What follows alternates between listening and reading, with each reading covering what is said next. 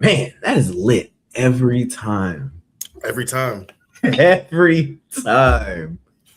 Um, and so we are here in episode 9 of the Best Move NFL edition. How you feeling, man? I'm feeling good. Feeling good. It's giving shades of season 1 of moving the chains, and we was like boom, boom, boom, boom, boom every week. Feels good to Yeah, be back. yeah. Feels good to be back. Feels good to be How back. you feeling? I'm doing great. I'm doing amazing, man. Things are moving in the right direction. So yeah, like you said, we back cooking up the next episode of Hang Time. So y'all be on the lookout for that. Yeah, everything good, man. So we talk about the intro hits like every time. Um what's like 3 things in your life? Like it really just be anything. What are 3 that's gonna hit every time? Well, this is PG-13, so I'm gonna keep it PG-13.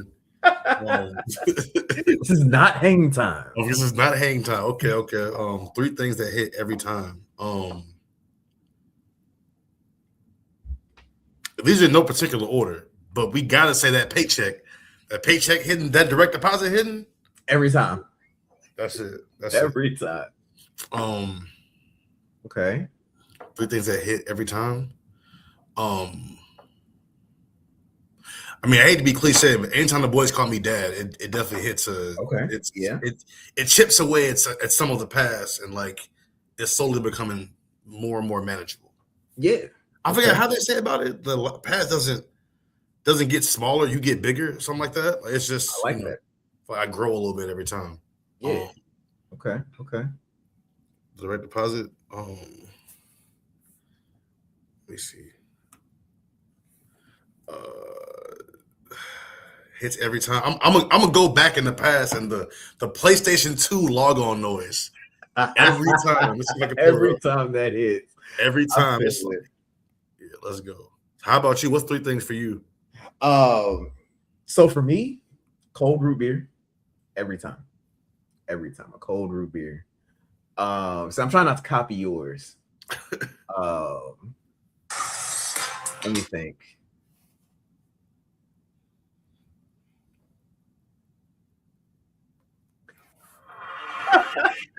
Oh yeah. Peak.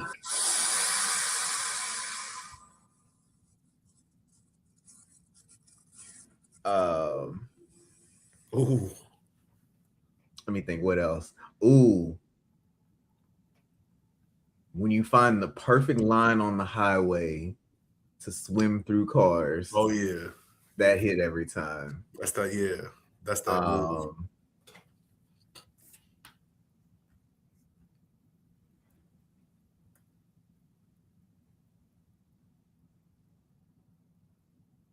And you know what? Pulling up in your driveway after a long day at work.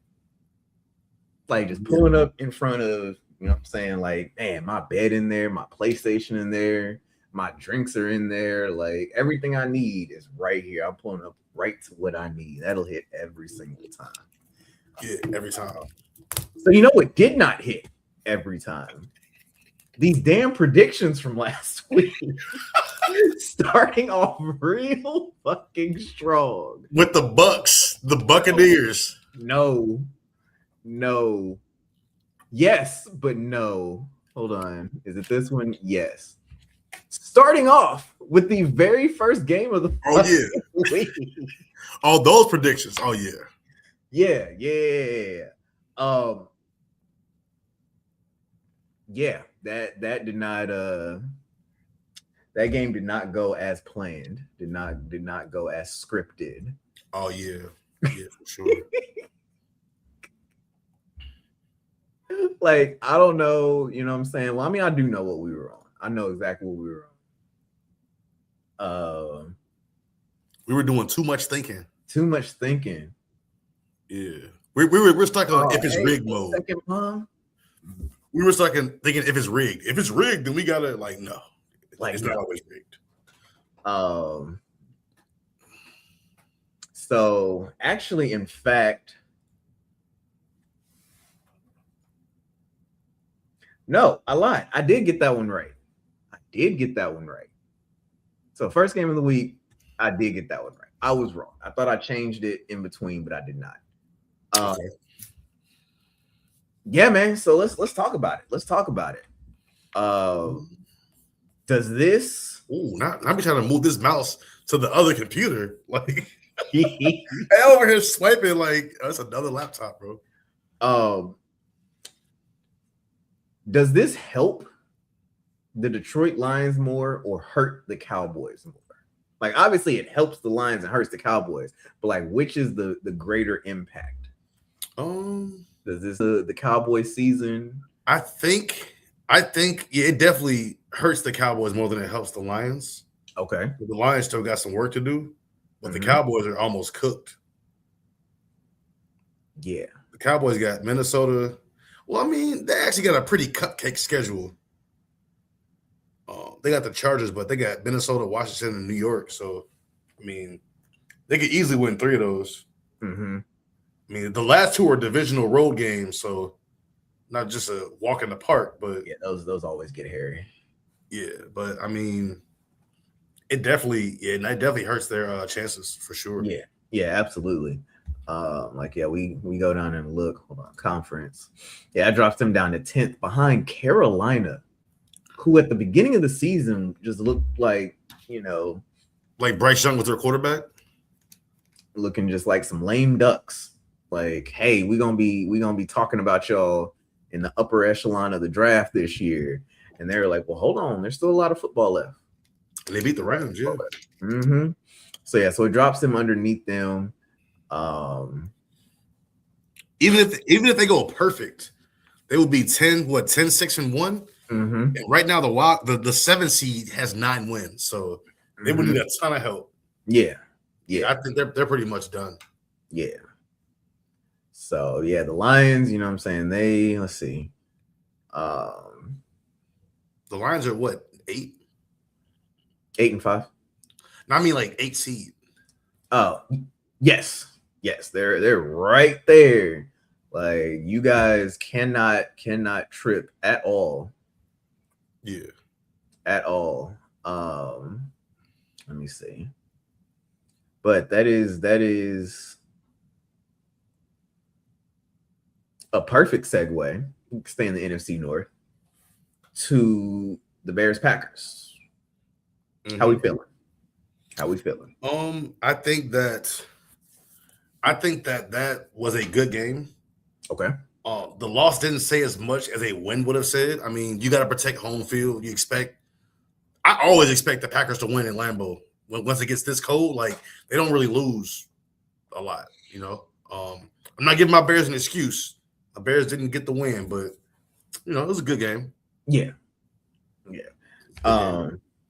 If anything, this gave me more confidence in my Bears will make the playoffs assertion. Because again, I don't remember if I said it, if we were just talking on the phone, if I said it on the episode, but it's like the Bears are finding different ways to move the ball up the field. Yeah. They're finding different ways to score. And it's like, you can't just hang your hat on one offensive ideology. If you're the defense, like, you can't just key in on one thing. Yeah. You have to play a complete game of football to win. And unfortunately, that's what the Packers did. Yeah. So, but like I said, I really feel like, at that 7 seed tied with the 49ers. Who we still have to play. We just got to go visit them. Mm-hmm.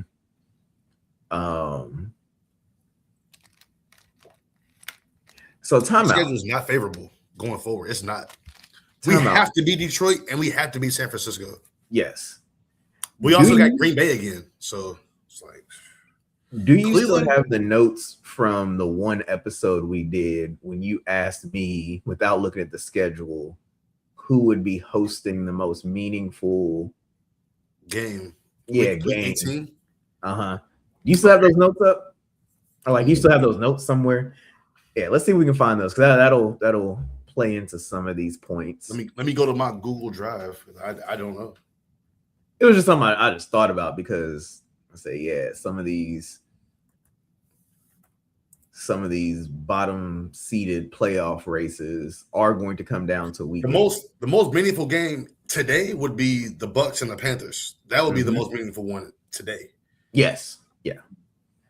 I was just curious as to what we said on that. Let me see what we got coming up. Week 15, Baltimore, Cincy. Oh, podcast. Los Angeles, Kansas City.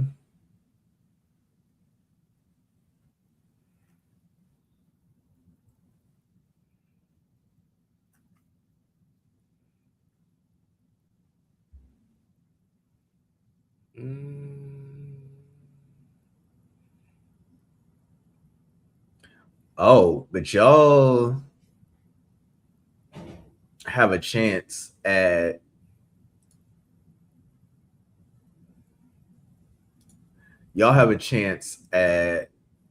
potentially putting some distance between y'all and the Lions.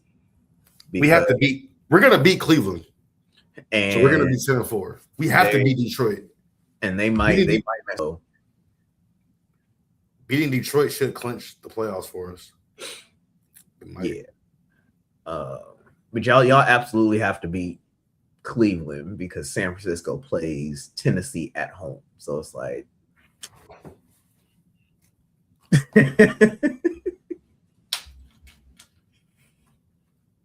so yeah.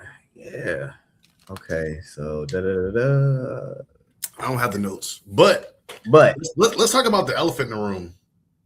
Okay. So we talked last week on the podcast. We were talking about predicting who's going to win, and I said if Daniel Jones takes the field with a broken leg, the Colts are going to lose. There's no way they're going to let him play with a broken leg and go into their house and get a win. Now, I didn't think he was going to tear his Achilles. I've been there. It sucks. I remember the little zombie walk I had to do to the car. Like, that really sucks. But, like, you're playing with a broken leg, bro. Like, what are you doing? Yeah. Didn't he tear, like, the opposite Achilles? Yeah. And it's funny. There was a discussion on First Take, I believe it was a while back when they still had Max Kellerman and everything. And it was regarding Kevin Durant when he came back from. Hey, Mom Dukes in the chat. What up? Yeah. I forgot what his first injury was in that finals against the Raptors, but then he came back and then. No, it was Clay. It was Clay. Clay was hurt, and Clay blew his knee out. Then KD got hurt, I think. Yeah, one of them came back, though, and then got hurt again. And it was the opposite leg that was already hurt. And Max Kellerman made the point that, you're playing compromised. And everybody started clowning him like, oh, they started singing the bone song, like the left thigh bone connects to the right hand bone, like just making fun of him. But it's like, I was listening to that, and like from just the very brief biology that I had, I understood what he was saying. Like, you are overcompensating your other side for your injury, and that's going to leave it prone to injury. Yeah. And it's like, I don't understand. So yeah, it's just something that sticks in my mind all the time. Cause like, yeah, they thoroughly clowned him, and he was absolutely right. Yeah, like, that happened to Tyrese Halliburton. He strained his calf in like game 5? And then missed game 6 or whatever, came back game 7. Like, I was like, and then that's what happened. So what happened to me? I broke my ankle back in 2018. I never really never fully rehabbed it. So when the day I tore my Achilles, I stretched, and I'm like, my ankle feels weird. Like, I think I stretched too much. I was just like, nah, I'll be fine. I'm good. I played basketball 1,000 times. What's the worst that can happen?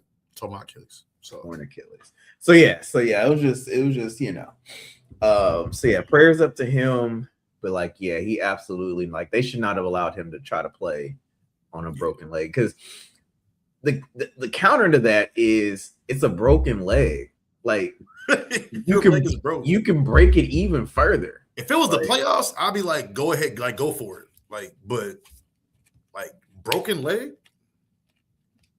Yeah. So congratulations, Jags fans. Y'all escaped with the win. Well, didn't escape with it, but y'all won and escaped me being very. I'm telling you, I was going to sign into Canva and make memes to troll y'all if y'all found a way to lose to a one-legged quarterback. But let's talk about how now Phillip Rivers is now that. Well, he's the elephant in the room. You go from Daniel Jones, who's revitalizing his career and having a career year. Then he goes down. Then you have Riley Leonard, which some kid, he's a backup quarterback. You know, he served his time, whatever, you know.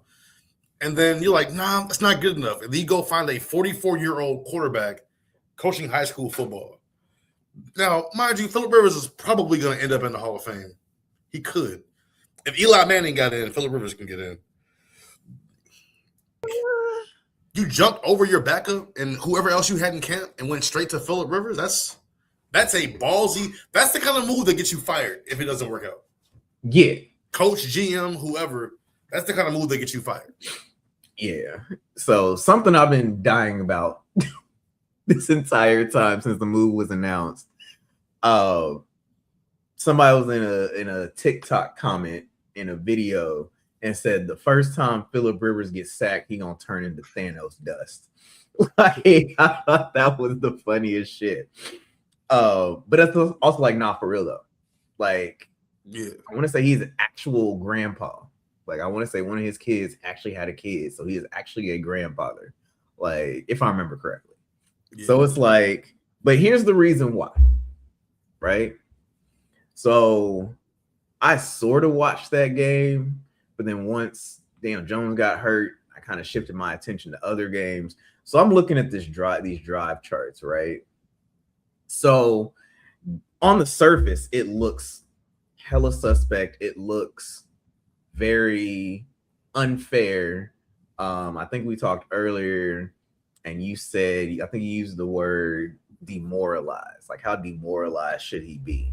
Yeah, and I'm like, I get it, but at the same time, you have to understand the Colts offense is built to be able to take shots down the field. Yeah. Kind of at will. Like, you don't have to be somebody that throws the ball all around like a gunslinger, but you have to at least have the ability to, throw the ball down the field. So I'm looking at these drive charts, right? There's a whole lot of short middle, short right, short left, short left, pass short right, pass short middle. So far, I've only found 2 plays in which he threw the ball. Well, he registered double-digit passing yards, but one of those is a short left pass that the receiver, had a lot of run after catch. Yeah. And the other one that I found by a penalty. Oh wow. Pass incomplete deep right. Now that was defensive pass interference, so I mean at least he tried, but that was only 16 yards. Yeah. Right. I'm looking at these drive charts and I'm like, where are pass deep right for 21 yards, but then a penalty, illegal formation. Right. Then going right back. Short left, intercepted. Yeah, he wasn't. They definitely didn't give him the keys. He wasn't practicing with the first team or anything like that. So, And I mean that just kind of goes to show, he might not have the ability. All right, question though. Let's put a pin in this. So, would you rather your first career start be at Ohio State defending national champions, or would you rather your first start be in December on the road in a divisional matchup for first place in the division? And you got to watch your starting quarterback go down with an Achilles injury.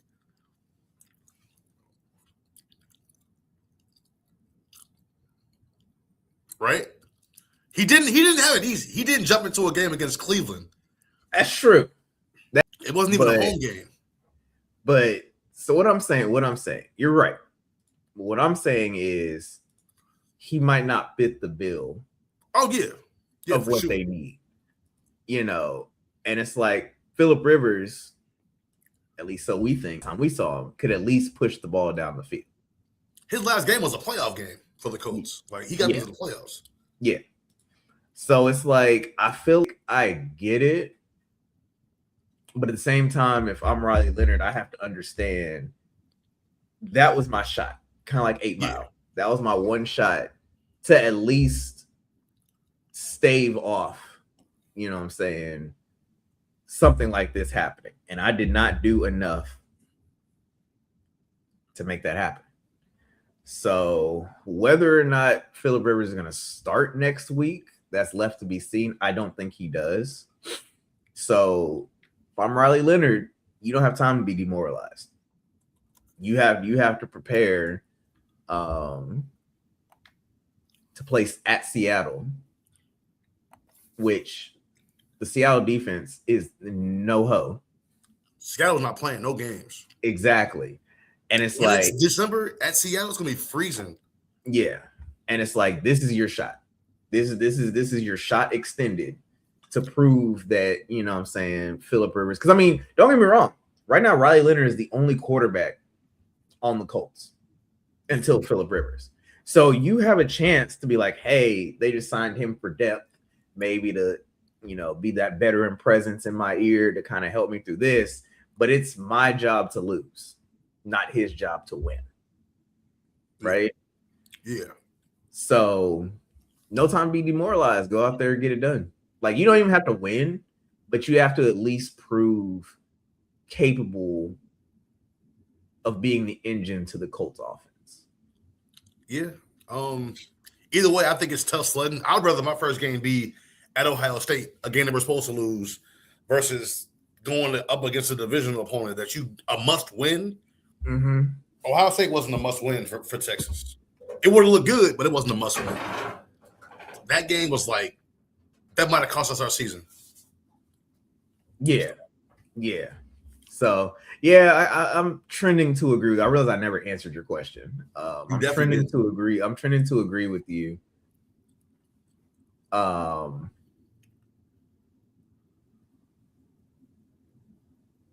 But see, no. Okay, so let me ask you this to preface your question. What is my point? Is my point to hold on to the starting job? So if that's the case, okay, well, if that's the case, I would much rather what Riley Leonard went into to prove, you know what I'm saying? Like, that game that we're supposed to lose doesn't really prove anything, to anybody. But if I do my thing in that game, it's like, okay, cool, it's great, accolades, whatever. But if I do my thing in a game where it's tightly contested, like you said, lead for the division, all of that, the job is mine. Yeah. So it's like I would much rather, I guess, the higher pressure situation. But I do see what you're saying. Riley Leonard, does he have any career starts? I don't think he has any career starts. I don't think so. So, like, one thing I will say is I watched a couple Giants games, and Russell Wilson was the starter, but he got benched.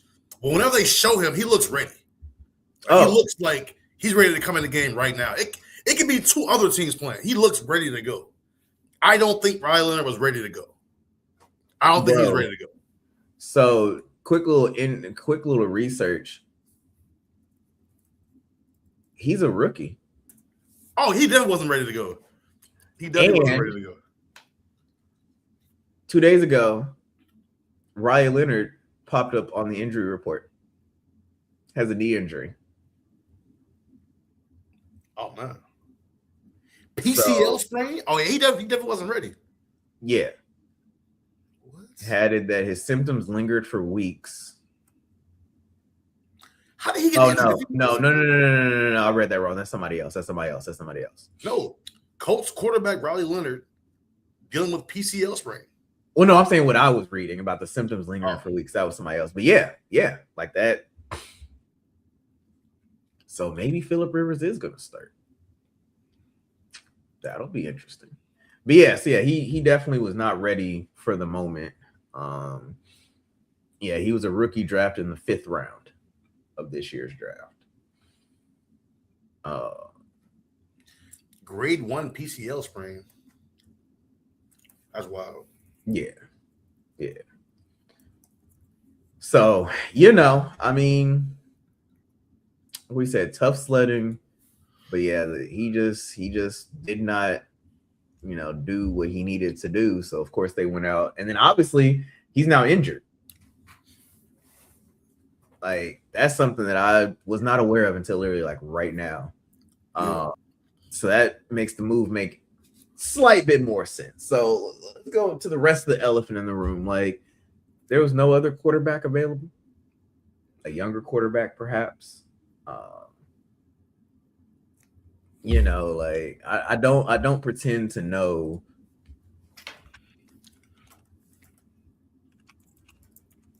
So let's look up who all still a free agent.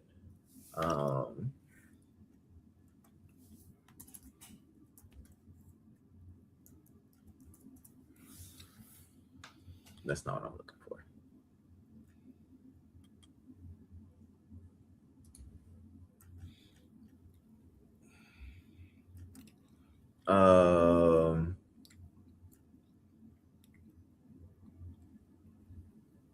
That's not giving me what I need, but the list is pretty slim. So you have Jimmy Garoppolo. Pass. You have Carson Wentz. Carson Wentz played for the Colts too. Mm-hmm. You have CJ Beathard. You have Jarrett Stidham. Tommy DeVito. Brett Ripon. Jeff Driscoll. Those are the top like 38. So yeah, so I guess maybe Phillip Rivers was the. That's why they got Phillip Rivers. I get it. Let's see. Let's do another list. Brandon Allen, or no, he signed. CJ Beathard, Jeff Driscoll. That's all they're giving me. Yeah, that's rough. Yeah, that's rough. So yeah, I guess Phillip Rivers was your best option. I don't know. It just seems very, very weird. What's up with Anthony Richardson? He's still yeah, he's still on the injury reserve from hurting his eye. They still have yet to reactivate him. That's wild. Yeah, so yeah, prayers up the young man. I hope that, what I'm saying, there's been no setbacks that we haven't heard about or anything like that, or like there was more extensive damage than what was first reported. But yeah. All right. Well, also Phillip Rivers took Daniel Jones' jersey number. That's kind of tough. Like that's tough. That's tough. You lost your leg, you lost your Achilles, you lost your starting job. Man. Now you lost your jersey number. Like, what's gonna be next? Like, what are you gonna lose to Phillip Rivers next? Like, well, I can't say what I said off the air, but man, so what are we talking about? Baltimore and Pittsburgh. Yes, Baltimore and Pittsburgh. What's up with the AFC North, man? Did I get that game right? I did get that game right. What do you mean? Like what? What do you mean? What do I mean? Oh, I thought you were asking something specific. You're just asking like. I'm just saying, like, yeah, like this, yeah. Like, it's so, like I keep saying about those bums in Pittsburgh. every so often, every few years, they realize, wait a minute, we are a historically good football team. Yeah, We know how to play football. yeah, Whether it's, like we have names on our team or we don't. We know how to play football, especially we know how to play defense. yeah. And right now, Baltimore doesn't know how to do anything.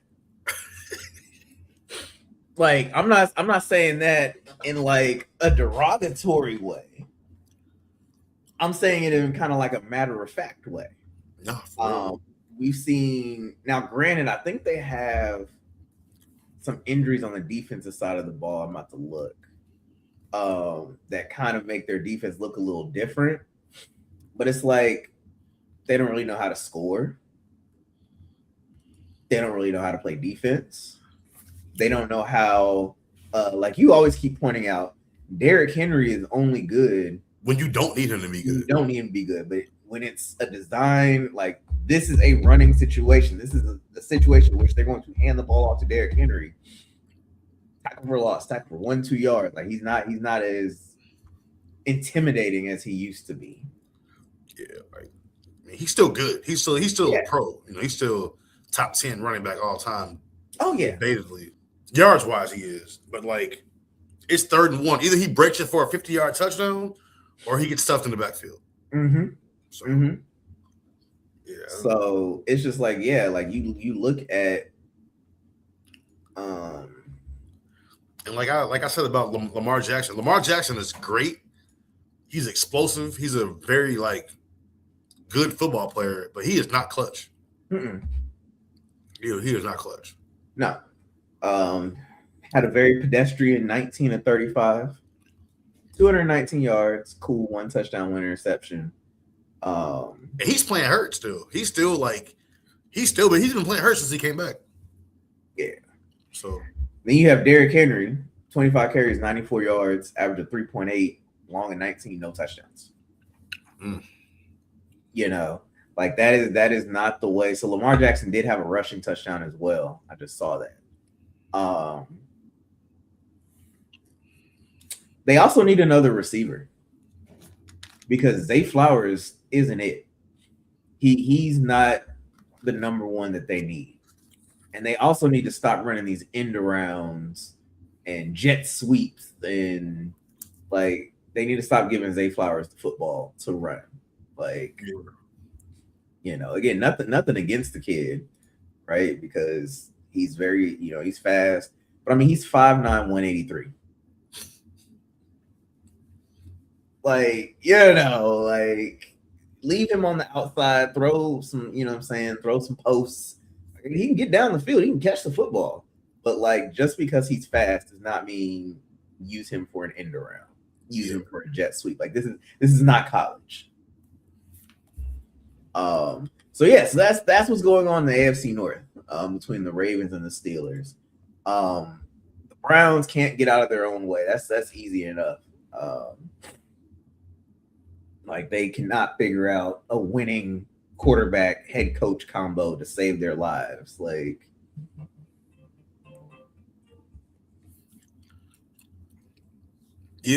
now the Browns, we wasn't talking about the. I mean, I asked about the North, but I wasn't talking about the Browns. I wasn't talking about the Browns. And then the Bengals, again, the historically worst defense ever. Like, yes, Burrow threw, I think, 2 picks. One of them was a pick 6, I believe. But we were still in it. We had a 3rd and 15, and we run man defense with no spy on Josh Allen. Like, what are we doing here? Like, for as clutch as Lamar Jackson would like to be, that's how clutch Josh Allen actually is. Except he's playing Mahomes in the playoffs. Yeah. Except that. So, that's what's going on in the North. Like, Steelers have figured out they know how to play football. The Ravens have forgotten how to play football. The Bengals can't tackle worth a damn, and the Browns, again, cannot get out of their own way to save their life. So that kind of sums up the AFC North. Okay. You know, they get the Steelers and Ravens get another shot at each other. I think it's 2 weeks from now. Week 18, I believe. Oh, week 8. Yeah, so that'll most likely be for the division. Week 18. That's a little too lit. Week 18, Steelers Ravens at Pittsburgh. So yeah, that might get flexed to the between that or Carolina, Tampa Bay, Detroit, Chicago, Indy, Houston. Maybe not so much. Chargers, Broncos could be. Seattle, San Fran. It's gonna be some lit games. A lot of these games are going to be for the division. Yeah, going to be for yeah. I need the Broncos to beat the Packers. It's all the Packers. The Packers cannot beat the Broncos. If they beat the Broncos, they probably got the division. The only reason I say no is because then they follow that up with the Ravens, which, oh well, that's after you guys. Yeah. So I mean, there's still opportunities, right? Even if they beat the Broncos, you guys win. The Ravens beat them. Then that really brings down the Chicago or Detroit at Chicago game week 18. Yeah. So I wouldn't necessarily just crown them division winners just yet if they somehow beat Denver. But I see what you're saying. It would put them in a better position. If they beat Denver, they're in the driver's seat. It's gonna take the Central North. The Bears. North what? The Bears. The Bears are gonna take the North. I hope so. I'm saying that was a question that was posed to us. Yeah. Oh, the Bears. Yeah. Because they got some work to do though.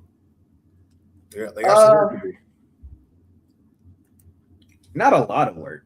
A little bit of work. In Detroit in that division. Yep. It's Green Bay, Chicago, Detroit, and Minnesota. And so what's going to happen, right? The Bears beat Cleveland this week. For sure. Detroit loses to Los Angeles this week. Oh, they do. Oh, that, bro. They were really cooking up this schedule this year. They had their sleeves rolled all the way up. Yeah. Put this end of season schedule together. Yeah. And then Green Bay loses to Denver. So actually, let's come back over here. I don't know why. Oh, I do know why. So it's gonna be a dogfight for the division title. Absolutely. So let's come to week 15, right? Yeah. Chicago wins. Denver wins, the Rams win. Right there, if that happens, back on top in the NFC North. And then we got Green Bay the next week. So like Cleveland's like they're all must-win games. Like for the last 4 games of our, we have to win all of those games. Now, if we can win the first 3, we could probably lose to Detroit to make the playoffs. But we gotta beat Cleveland and Green Bay. If we can get those 2 wins, we'll be a game and a half ahead in front of Green Bay. So it should be good. It's gonna be lit. I'm excited. I ain't been excited about football like man. All right. Let's go back to week 14. Week 14. Keep moving the chains, so to speak. See,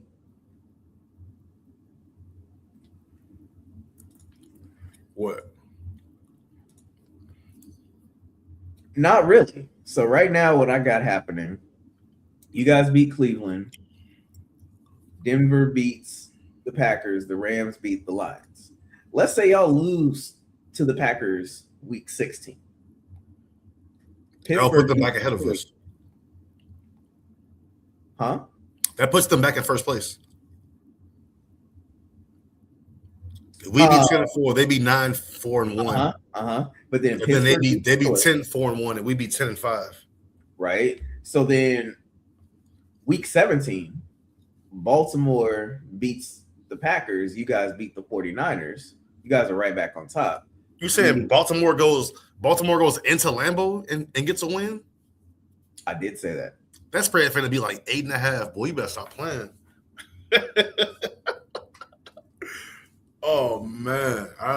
I'm just saying there's scenarios in which y'all can get swept by the Packers and still win.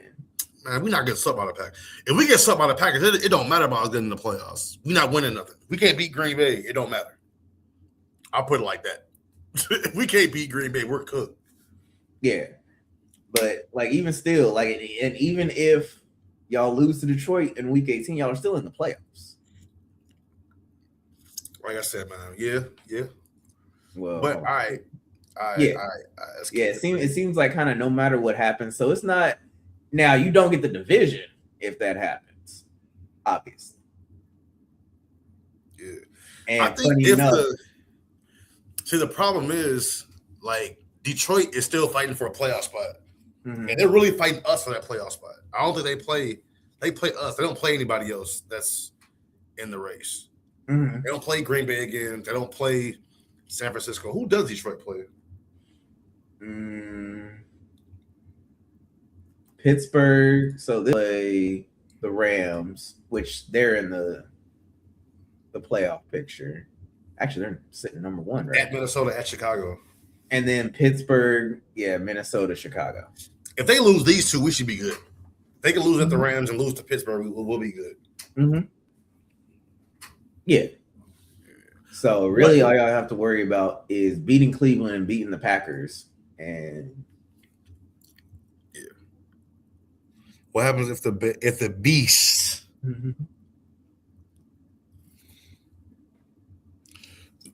Bears. I mean, so we couldn't stop Christian Watson. Christian Watson was playing like Randy Moss, and he just, he beat us. We were able to kind of neutralize Josh Jacobs, but Christian Watson beat us.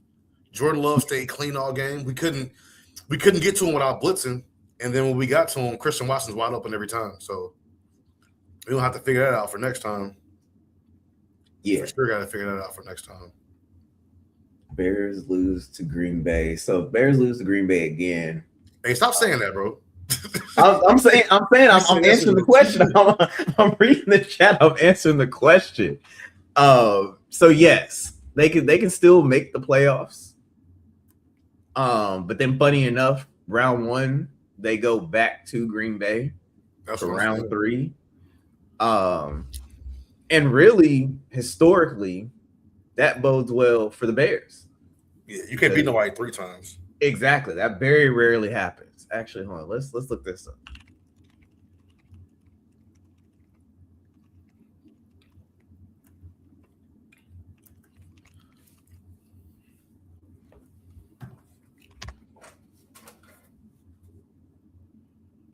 Let's see.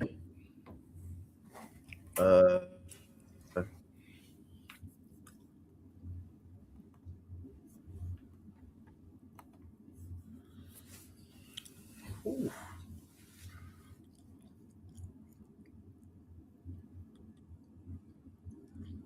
Okay, so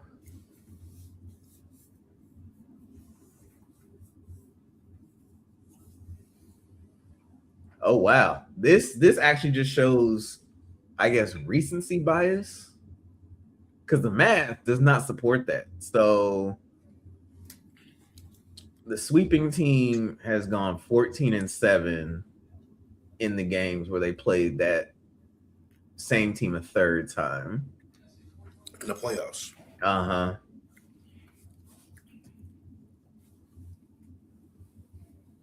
So I guess it's not that hard. Yeah. But nevertheless, we got to beat Cleveland. We got to beat Green Bay. If we get those 2 wins, that should put us in the playoffs. Yes.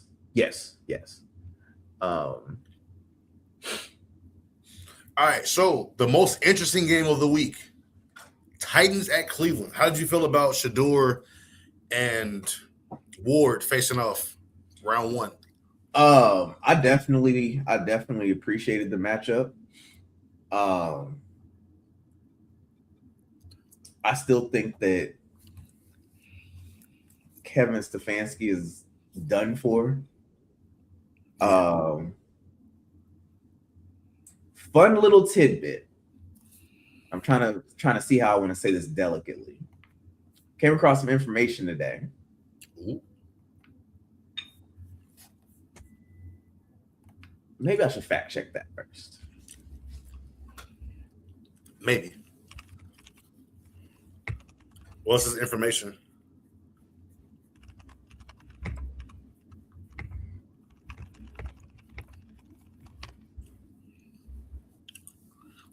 So, okay, yep, quick little fact check. Ed Stefanski, Kevin Stefanski's dad, worked with the 76ers during the AI era. Like AI. He was the general manager. Oh, wow. And so there was some tension there. So, you know, if our audience can maybe see some parallels, right? Yeah. It's like We definitely talked about that. How do you take your quarterback who just led you back in the game off the field for a 2-point conversion in which you're going to throw the football anyway? He took him off the field. Oh, wow. Yeah. Who did he put in? I'd have to look that up. I don't remember. Usually when they run a Wildcat, usually the quarterback is still on the field.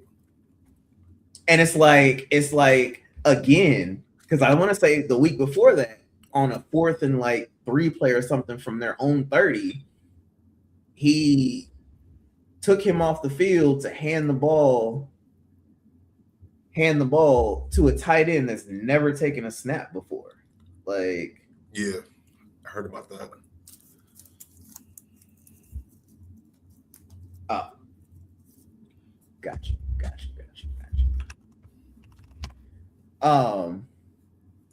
So yeah, so it's like, who did he put on the field? What happened? But my other problem with that, right, is you were down, you scored, kicked the extra point instead of going for 2 and missing. So then when you score again, kicked another extra point, now it's tied. You don't have to go for 2 again.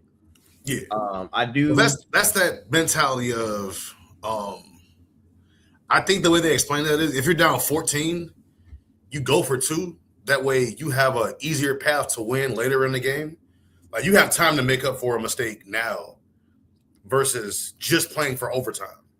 Or That's risking it going for 2 with 20 seconds left versus risking it going for 2 with 8 minutes left. You can do different things. So I get it. I think it's a very like I don't know. I feel like I'd rather just go for 2 at the end and this is give it all we got right now. Mm-hmm. Like, so they had. I support the going for 2, but not going for 2 when you need to keep the game close. Like, yeah. Nah. They had Judkins attempt to pass. Yeah, I know. It was an end around. That was crazy. And then on the first 2-point conversion, they tried to have him quarterback sneak for the 2. Yeah, tweaking. So, you know, I don't like the play calling. I don't like this coaching malpractice that we're seeing. But it almost looks like sabotage. You know, I didn't want to use that word simply because I really want to say that he's far more incompetent than he is malicious. Right. But you're right. It does look like, you know, everything, all the situations surrounding Shador from the draft to now to, you know, everything. It does look like, you know, a lot of rooting to fail, a lot of, you know, but it's like you're making an ass of yourself in the process. Like, it's not even like you're making yourself look good. Like, sabotage is not working. The only thing you're doing is sabotaging yourself out the door. Yeah. Maybe Bill Belichick will hire you for his, you know, failure down there at UNC. Like maybe, you know. Ooh, man, he sure is felling down there at USC, boy. Yeah, no, So, I can't say that. but yeah, But- it was a good game though. It was good to see both of those quarterbacks go out there and like actually get to take control of a game. All the pressure of like making the playoffs or like saving face for the team, all that pressure was gone for both of them. Y'all, but the Titans, y'all had one win into December. Like, just everybody stay healthy, ball out, get ready for next season, and see both of them get to like do their thing. It was definitely a good look. Yeah, Definitely. yeah. Tony Pollard got to 1,000 yards, and I'm just like, this is the quietest 1,000 yards of all time. The absolute quiet. The absolute quietest 1,000 yards of all time. Like, in fact, I did not know that till you just said something. Yeah. Like, Well, he had like 160 yards in the game. But Mhm. like, he battled back from his leg injury a couple years ago, and now he got to 1,000 on a 2-win team. Okay. yeah. So, no, I definitely, Shador threw for 364, 2 touchdowns, 1 touchdown, At least 1 touchdown. He threw one to Fannin. 3 touchdowns, and a pick. Oh yeah, he went crazy. Somehow only had a QBR of 56. Oh, well, I mean, 23 of 42. But I mean, These QBR is fugazi, bro. That they refuse to share the formula. They just pick a number out of a hat. I don't like that. Yeah, his actual quarterback rating. That's what we need.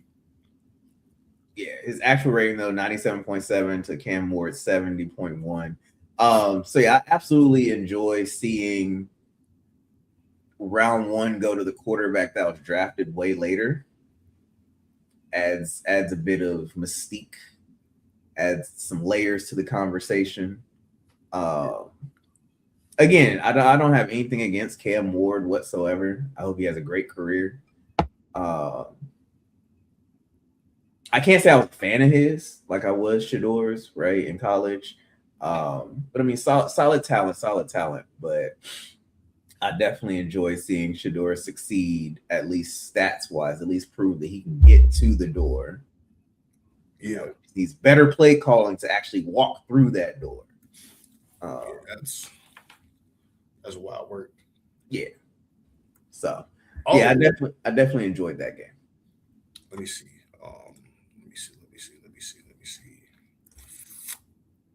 So I don't think we got to the last but not least. Houston and Kansas City. Is the Kelsey Mahomes era done? Or is DeMeco Ryans just that good?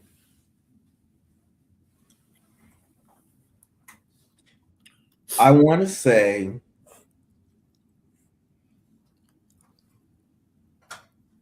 the era is done. I want to say the era is done. Because you have a team that can't really get in a groove when it matters the most. That does not spell success in the playoffs. Will they make the playoffs? Potentially. I'm not calling them just, dead in the water. But if you look at some of these other teams that are chomping at the bit to get in the playoffs, that are going to be in the playoffs, on the AFC side, right? You got Baltimore. You got Houston. I'm going to leave Indy out of this conversation just because I don't trust them anymore. You got Buffalo. You got the Chargers. All of them have defenses that can give Mahomes fits, and they're starting to figure it out. Like all these back-to-back deep playoff runs and Super Bowl runs and all that is great, but it leaves you tired and overexposed because there's a lot of film on you. Overexposed for sure. Way too much film. Way too much film. Like you have to go deep in your bag as a coach in the playoffs. Like you can't play like vanilla shell coverage. You can't, save anything in reserve. Like you have to put it all out there. Meanwhile, the rest of the teams that aren't in the playoffs or have already lost in the playoffs because you're in the Super Bowl, they're sitting at home watching you. Yeah. In a group chat. their position coach, with their head coach. The coaches are all in the chat. I think one call changed that game. So I'm sure that. Yeah. But it's just like, like there's just way too much film. Kelsey is getting old. Yeah, they just literally did not perform that game. They just did not perform.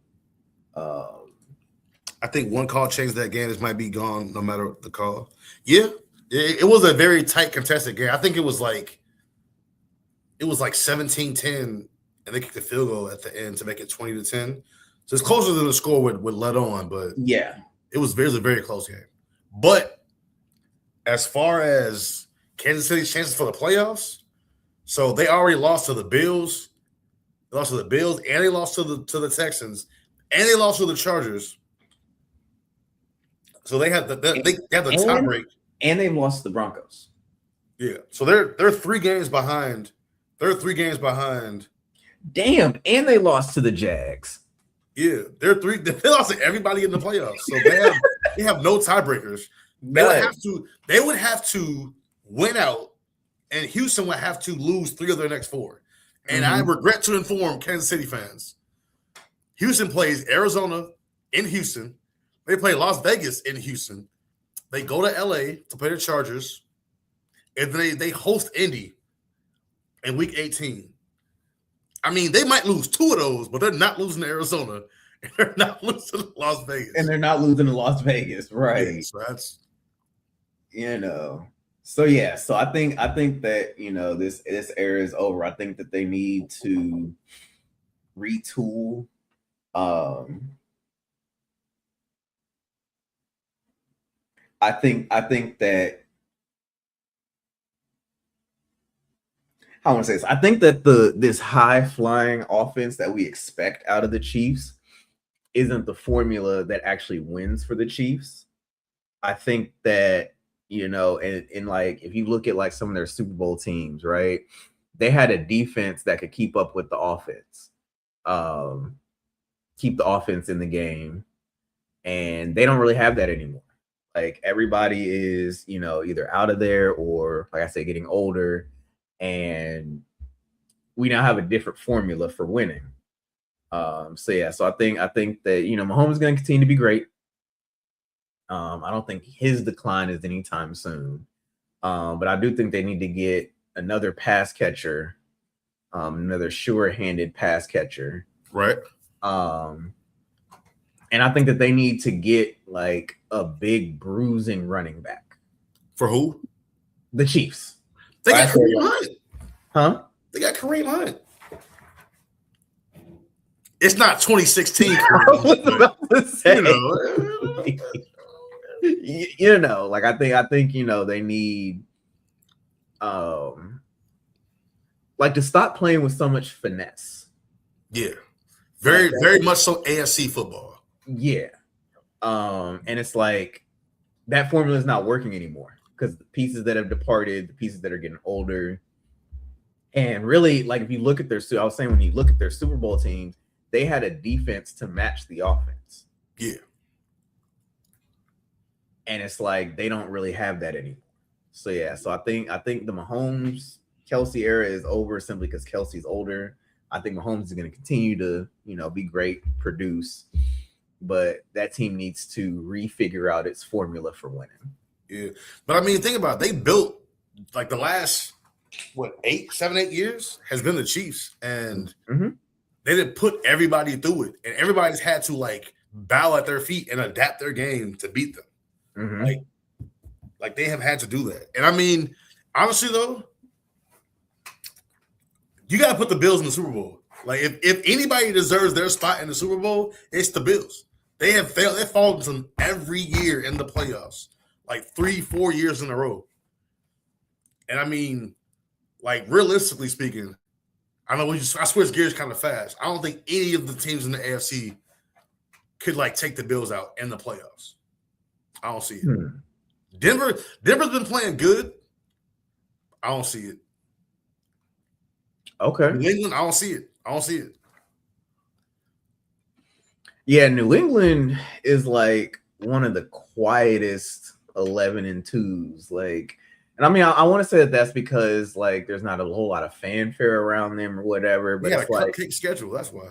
that too. It's like I don't necessarily know what New England's identity is.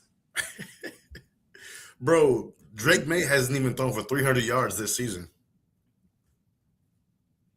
So I wonder if it would be their defense.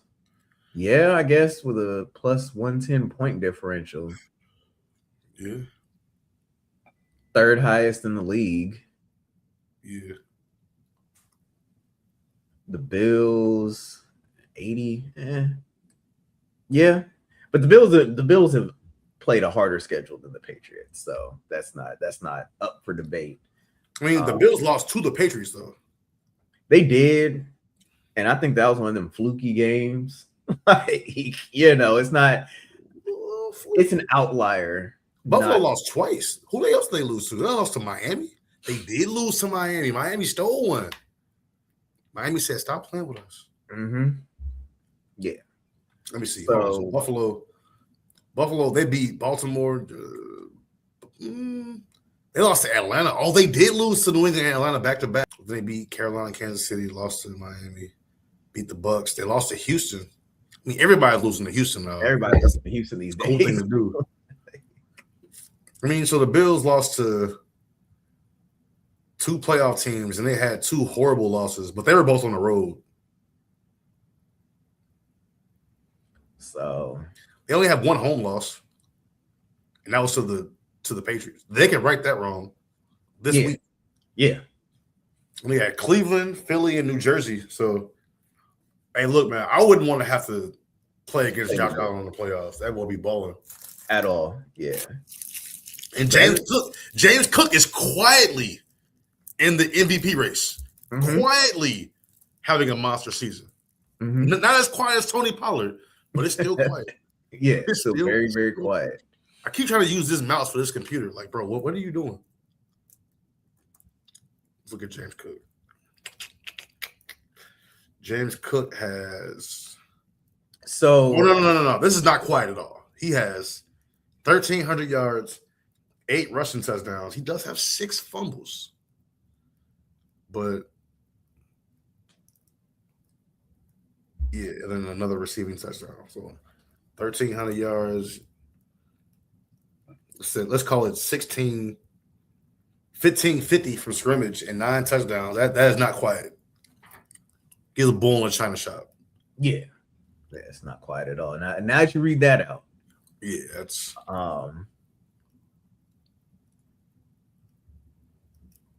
so yeah. I wouldn't. I wouldn't Bills at all. I mean, but also the Texans are playing a ridiculous, like, mind control, like, movie style. All their games are like, bro, like, I wouldn't want to play Houston either. Yeah. It can very much so be like last year where the 1 seed gets knocked out their first game because folks not playing with them. Yeah. I could very much so see Houston and Buffalo in the AFC Championship, depending on how they get seeded. Yeah. But James Cook is only 50 yards behind Jonathan Taylor. That boy he's been cooking. Oh, wow. Yeah, he's only 50 yards rushing behind him. So, let's see. MVP race. 20 sacks. What? MVP it's Stafford, May, Love, Allen, Prescott, Darnold, Williams, Bo Nix, Justin Herbert, Jonathan Taylor, Jackson Smith, and Jigba. Cook isn't even on the list. Cook might be in the Offensive Player of the Year running. Yeah. But I mean, those numbers still might, they kind of scream MVP-ish to me. That is at least worth the look. Especially depending upon how the Bills finish the regular season. Like, and you guys, I don't think he'll overtake Allen. He's not having that good of a season. That's true. Overtake his quarterback. That's true. Are these odds so old? They're showing me odds from 2 weeks ago. What is this? Opening odd. What are they doing? You know what? Sportsbook on my phone.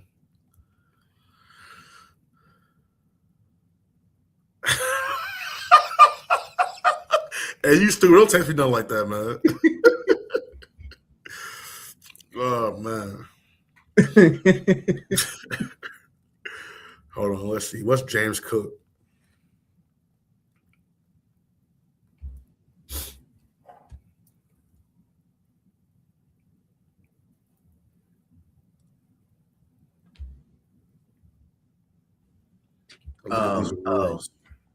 Why did I do that? Offensive Player of the Year. What? Bro, am I tweaking? James Cook is plus 25,000 for Offensive Player of the Year behind Jackson Smith-Njigba, Jahmyr Gibbs, Jonathan Taylor, Christian McCaffrey, Puka Nacua, George Pickens. Like,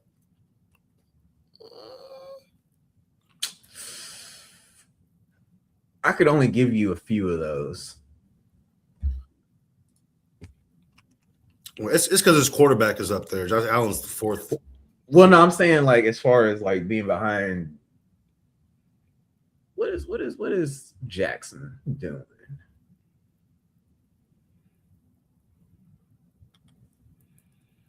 So he has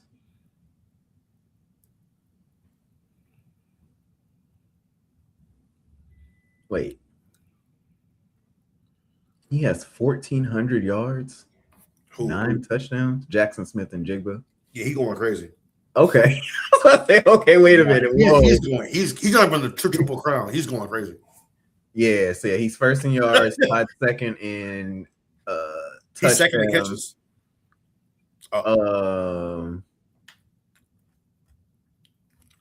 Hold on. Jackson Smith-Njigba is doing his thing. He is. Yeah, I wasn't going to argue about him. Him and Puka are both going crazy. Yeah. Jonathan Taylor's going crazy. But James Cook is also. Yeah. Huh. I guess I need to pay attention more to the Seahawks offense. Been watching their defense. Their entire offense is Jackson Smith-Njigba catching touchdowns. Apparently. Did I go to the Titans game where they played them? No, I watched it on TV. But yeah, he had 2 touchdowns in the first half against the Titans. Like, damn. Okay. Crazy work. Yeah, let's look at these wide receivers.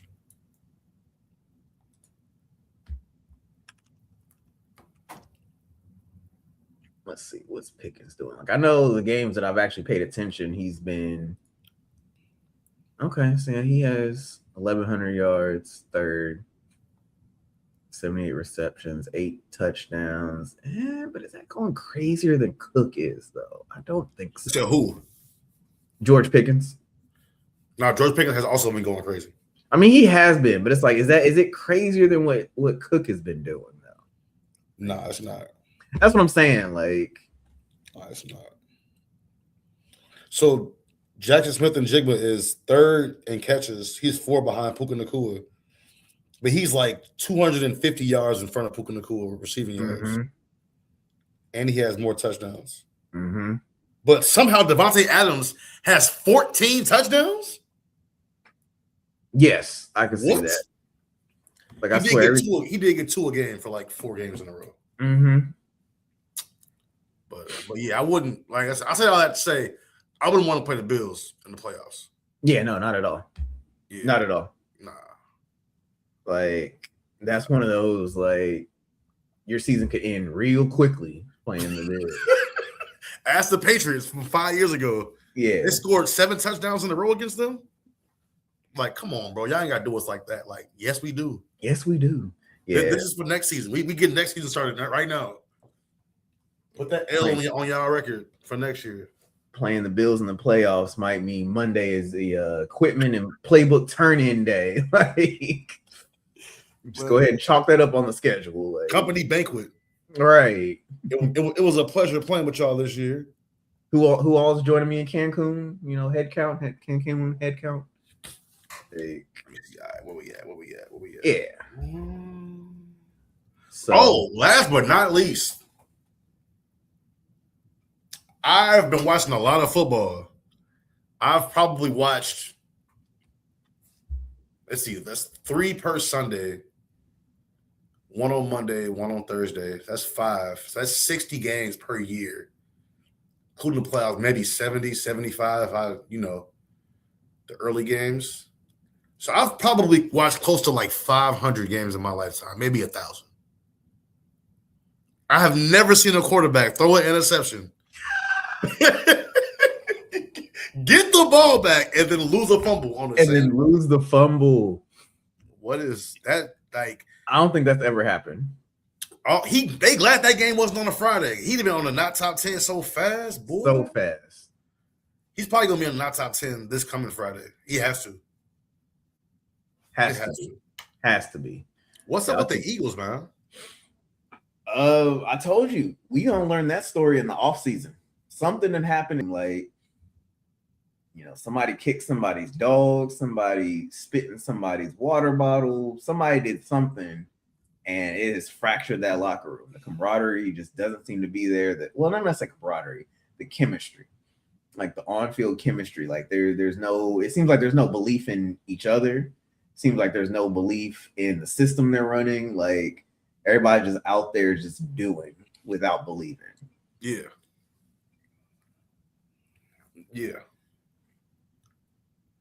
That's real. Yeah, that's what I think is happening to them. Like it is weird though, because they went to the Super Bowl without Saquon. Yeah. And they ended up losing. Hurts had 3 rushing touchdowns, and they ended up losing because of that penalty. Was it like a late hit out of bounds and something like that? Yeah. Very, very unfulfilling. Very, leaving them want more, like a bad taste in your mouth. Mm-hmm. But then they go back to Super Bowl this year, and they beat the shit out of the Chiefs. Like, it was never a close game. Like, yeah, they were up 20 at the half, and they still, I think they lost the second half by 1 point or something like that. Like, they annihilated them, and like, I don't know. They've just been losing some horrible games. Yeah. Like the game they lost to the Bears was a horrible loss. They lost in overtime to the Chargers, but it was a very sloppy, ugly game. It was. Like they just could not get conversions when they needed them. They couldn't really get stops when they needed them. Like it was like all the in-between stuff they're not doing very well. And once again, that does not bode well for success in the playoffs. He threw 4 interceptions? Heck. Yes. And lost a fumble? Mm-hmm. Yeah, the Chargers were playing very inspired. Now, granted, the score is a little bit closer because talent-wise, you stack these two teams up. I would say that Philadelphia has better talent on their squad, at least on the offensive side of the ball. I had to think real hard about the defensive side. Maybe still on the defensive side as well, right? But again, like the Chargers are playing inspired football, and Philadelphia is just out there going through the motions. Yeah, and forget about the Madden curse, like that too. Yeah, the Madden curse.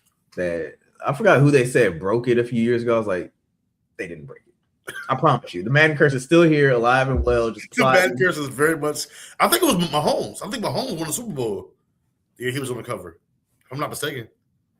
Yeah, I think it was something like that. And everybody's like, "Oh, the Madden curse is over." And the Madden curse was like, what?" Oh, okay, sure. Oh, you know what? When did John Madden die? It might be that the Madden curse took a break. He died in 2021. He died at December 28th, 2021.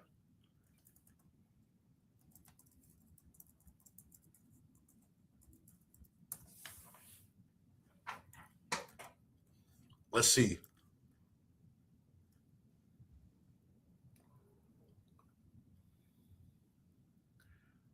Mahomes is on Madden 20.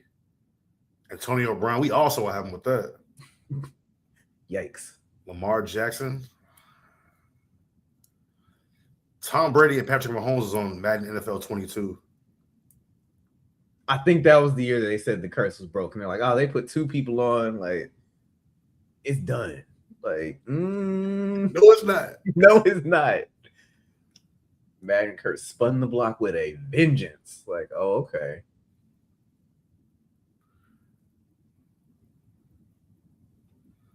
Yeah.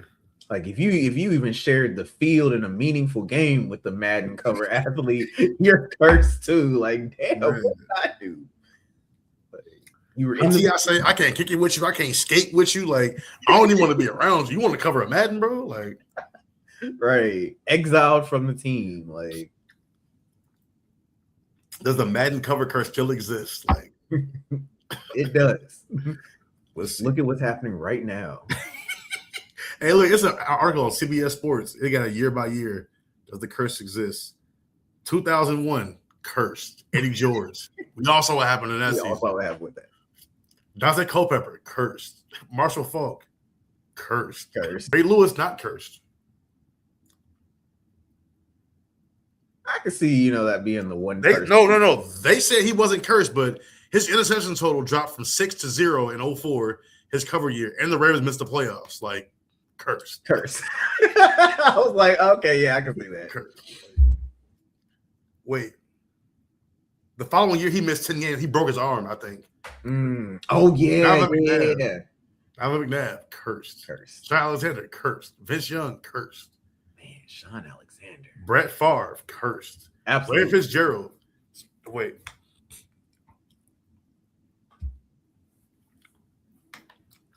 It was Fitz and Larry Fitzgerald and Troy Polamalu, but Polamalu missed 11 games with an MCL injury. So Drew Brees, cursed.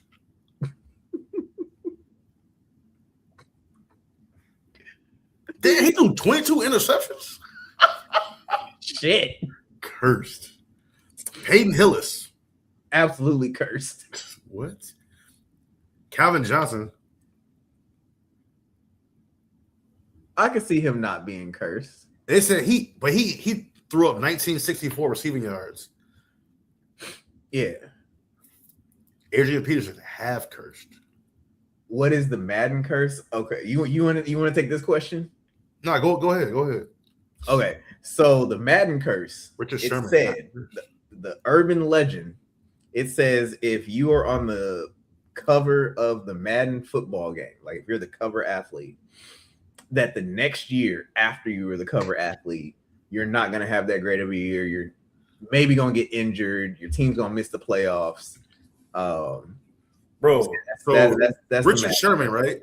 They said his interception total dropped, and his Seahawks failed to repeat as Super Bowl champions. But otherwise, Sherman was still at the top of his game during his cover year. It was only after the season that he had to undergo Tommy John surgery. What? Cursed. You may lost the Super Bowl on the craziest Super Bowl loss of all time, and you had Tommy John surgery? Cursed. That sounds like a curse to me. Cursed. Like Odell Beckham Jr., not cursed. Huh? It said he had 1,400 yards, but I mean, Rob Gronkowski, cursed. Tom Brady wasn't cursed. 20.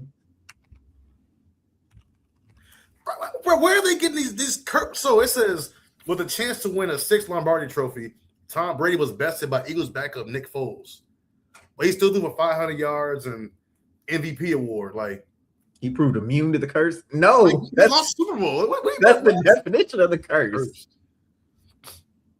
Antonio Brown, cursed. Said Patrick Mahomes wasn't cursed. Yeah. Lamar Jackson, not cursed. What? I don't know. One could argue Lamar Jackson is still cursed.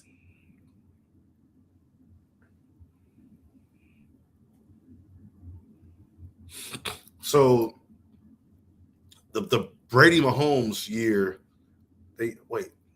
Madden 22 would have came out in 21. That was the year John Madden died. What happened that next year? Oh, well, John Madden was on the cover the next year. Said Josh Allen wasn't cursed.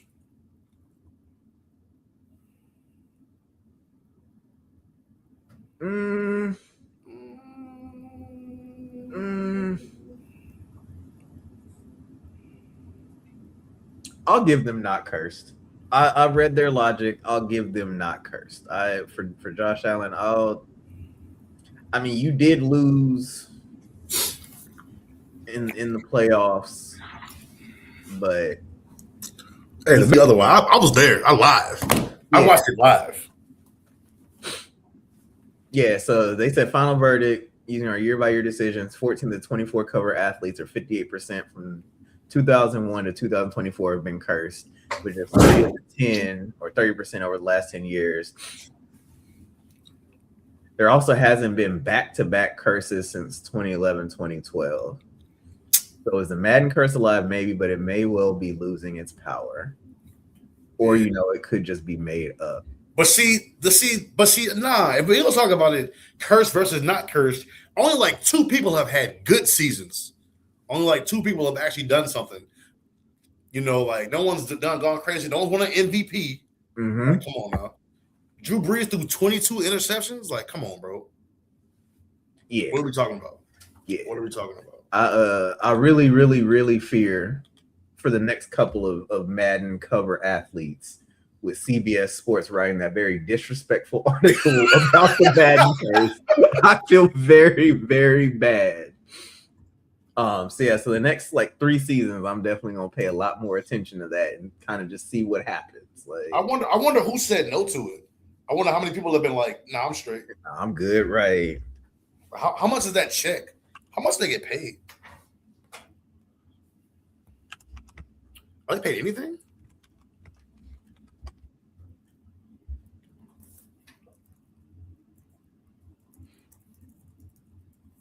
So Saquon is this year's.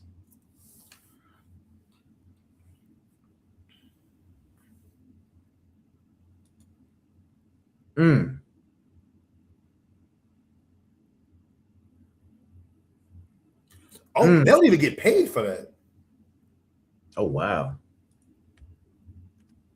Not even like a signing bonus, nothing. Like they just give you a free. Their image is owned by NFLPA, so like the NFL gets the money. They don't get like they don't cut you a check for being on the cover of Madden. I guess that makes sense.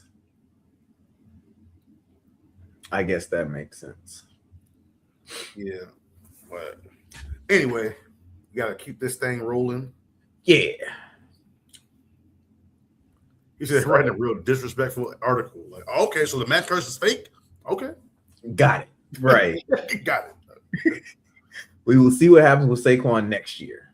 Like, all right, so this week coming up, we got Buffalo and New England. Kansas City is out the playoffs. So I'm not even gonna mention Kansas City and LA. We gonna leave that alone. Unless they win. I mean, so all right, so we got even with a win, that still doesn't. All right, so Buffalo at New England, man. What you got? I think Buffalo gets their revenge. Yeah. Puts a little chink in the armor, moving towards the playoffs. But I also think that Buffalo winning would be a good thing for both teams. Right. You have too much sustained success going into the playoffs. First round bye, possibly. Like, yeah, it's a recipe for being sloppy coming out of that bye and getting bounced by whatever hot team just had a dog fight to make it to the next round of the playoffs the last week. Like, so like a little bit of adversity, like right before the playoffs, a little, what I'm saying? Like, hey, we got to tune this up. We got to clean this up. Not saying that NFL coaches, they're professionals. Not saying that they don't already do that, but losses show you more where you can improve than wins do. And I will stand on that forever. Oh yeah. It's a lesson. Yeah. So I remember I had somebody try to argue me down in a bar about that. They were just like, no, winning is better. And it's like it's good, yes, but it's not better than taking a loss to learn from it. Like, well, you can still learn from wins. Like, all right, bro. Like, hey, you know what? You got it, bro. You got it. Go take your shot and leave me alone. You speaking real nonsensical right now. But yes, yeah, I think Buffalo wins this, but I think it ends up being a positive for both teams. I think that the Patriots do roll on and win out after losing to Buffalo. Okay. All right. We got enough games. I'm gonna leave LA and Kansas City out. That's a divisional game. Those games are never. You can never predict what's gonna happen in that game. Yeah. What's next? Detroit at LA. Yeah, The Goff Stafford matchup. So, quick question: are they ever going to swap jerseys? They need to. They absolutely should. They absolutely should. Let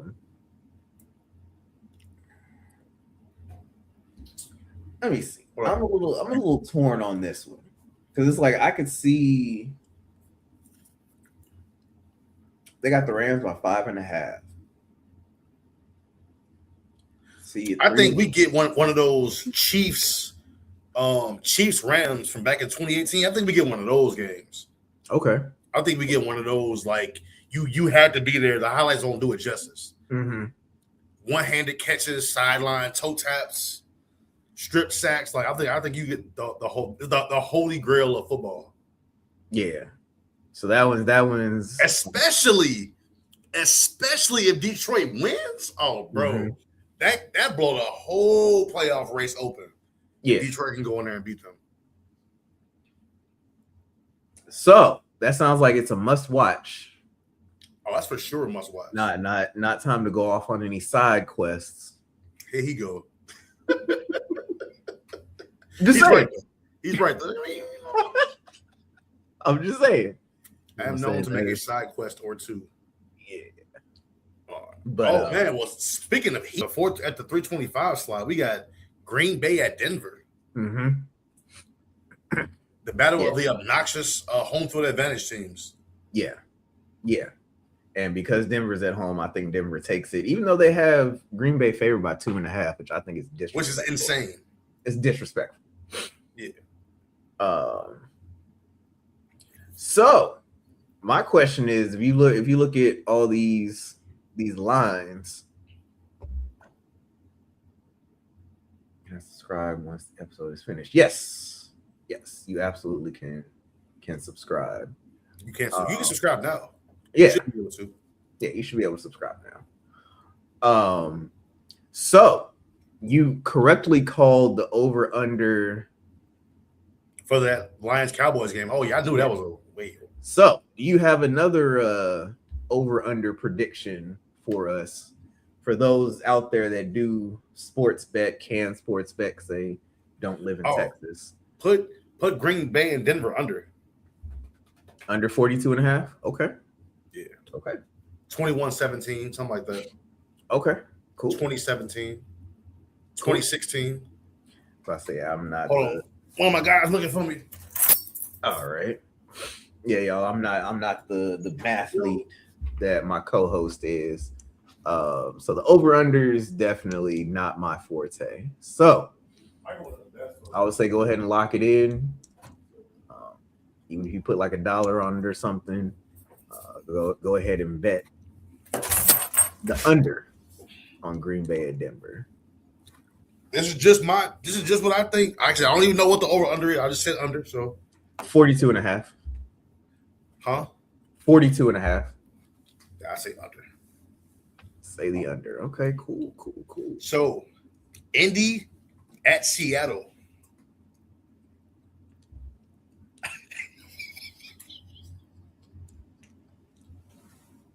Hey, keep in mind, we're talking about Phillip Rivers, right? He played with Antonio Gates and helped push that man into the Hall of Fame. And they got this Tyler Warren kid in Indy. Mm-hmm. You're not looking impressed. He said no. Phillip Rivers is 44 years old. It's 44 years old. And again, we've been talking about the Seattle defense, which has been nightmarish. Nightmare fuel. Yeah. Like they own the highest point differential in the league at 161. Going crazy. Part of that's because their defense is scoring points. Exactly. They beat Minnesota 26-0. I was like, damn. Yeah. They ain't gonna get nothing. Nothing.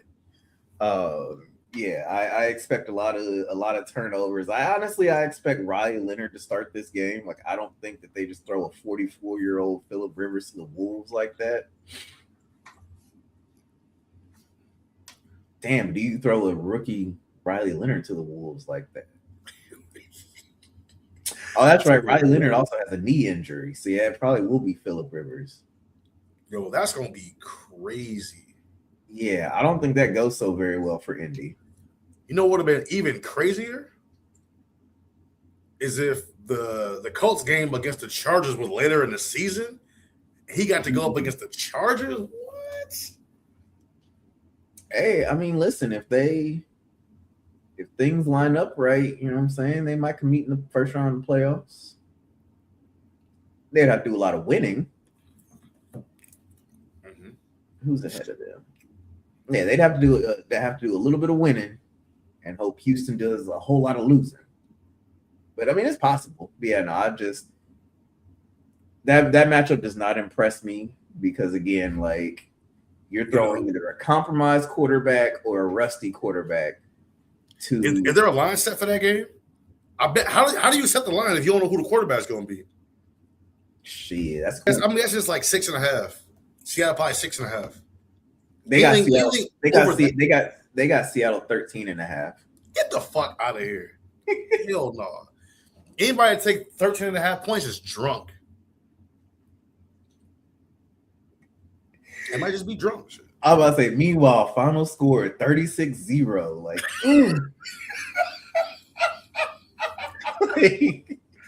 Seahawks defense scores 14 points. Like, right. Phillip Rivers throws 2 pick sixes. First play of the game. First play of the game. Gets sacked 8 times. Like, all right. So we gotta talk about it. We gotta talk about it. Let's talk about it. So the Chargers at the Chiefs. Is this the official like patch? Because they already can't win the division, so that streak is over. Mm-hmm. But like, can the Chargers go into Kansas City and give them the Hadouken knockout blow and put them out of the playoffs for good? No. You don't think so? No. I think that their game plan with their receivers is way too inconsistent. Yeah. You know, like you have Johnston, you have Keenan Allen, Lad McConkey, yeah. And also their quarterback's left hand is broke. Can't forget about that. Yeah. So it's just like I don't think that this is the iteration of the Chargers team that'll be able to do that. But I also wouldn't be surprised if they did. Do I think that they're going to? No. Am I going to pick them? No. But I'm only going to pick the Chiefs for like 3 because I will not be overly surprised. They got Hampton back, and the part of the game I did watch, Hampton was running like it was week 2. Mm-hmm. He's running like he was fresh because he hasn't been playing. Mm-hmm. And like that could be dangerous. Like you're in December, you got a fresh running back. Yeah, like that's the first thing I noticed when I watched the game. I'm like, bro, he's running like his life depends on it. He's running like, Yeah. So, yeah, I don't think it happens, but I would not be surprised. You know what else? What isn't supposed to happen, but will be a ridiculous surprise? Joe Mixon coming back for the Texans. For the Texans in the playoffs. Talk about fresh. Right. The man has not played a single snap of football. Yeah, that would be crazy. Runs for 230 yards, 3 touchdowns in his first game. Like, that would be crazy. Everything else is kind of like, Yeah, everything else is pretty pedestrian. Even this Baltimore at Cincinnati game, it's kind of just like only the fans of those two teams really. Well, I mean, only Cincinnati fans care about that game, and only people that are interested in the Baltimore Steelers race are interested in that game. But like Yeah. the NFL as a whole, I don't like watching AFC divisional. I can tolerate AFC divisional games, but like I prefer to see like Baltimore playing Buffalo or them playing somebody not in their division. But divisional games are always they're usually pretty good across the board. They're usually better than like non-divisional games. But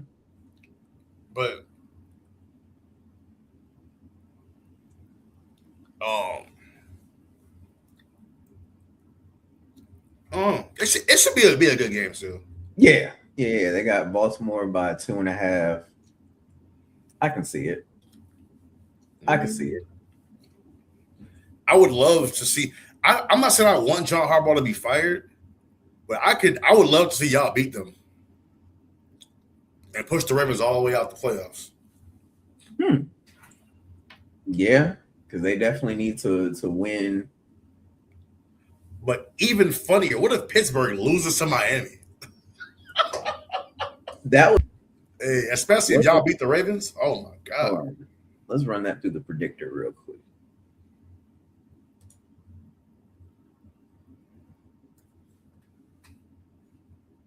That is absolutely nothing. Pittsburgh is still 4. Baltimore joins us in 11 and 12. 11 and 12. Like ranking wise. So will be 12. Yeah.